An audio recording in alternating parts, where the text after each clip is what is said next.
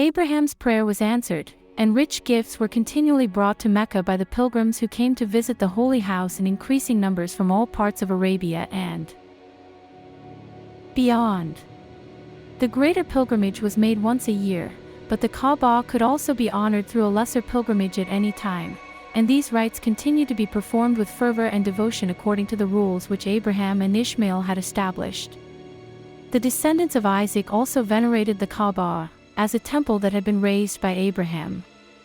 For them it counted as one of the outlying tabernacles of the Lord. But as the centuries passed, the purity of the worship of the one God came to be contaminated. The descendants of Ishmael became too numerous to live all in the valley of Mecca, and those who went to settle elsewhere took with them stones from the holy precinct and performed rites in honor of them. Later, through the influence of neighboring pagan tribes, idols came to be added to the stones, and finally pilgrims began to bring idols to Mecca.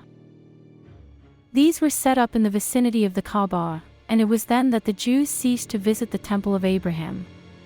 The idolaters claimed that their idols were powers which acted as mediators between God and men.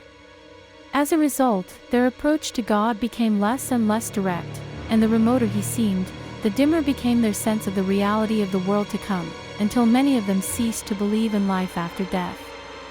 But in their midst, for those who could interpret it, there was a clear sign that they had fallen away from the truth. They no longer had access to the well of Zamzam, and they had even forgotten where it lay. The Jeremites who had come from the Yemen were directly responsible. They had established themselves in control of Mecca, and the descendants of Abraham had tolerated this because Ishmael's second wife was a kinswoman of Joram. But the time came when the Jeremites began to commit all sorts of injustices, for which they were finally driven out, and before they left they buried the well of Zamzam. No doubt they did this by way of revenge, but it was also likely that they hoped to return and enrich themselves from it, for they filled it up with part of the treasure of the sanctuary, offerings of pilgrims which had accumulated in the Kabah over the years. Then they covered it with sand.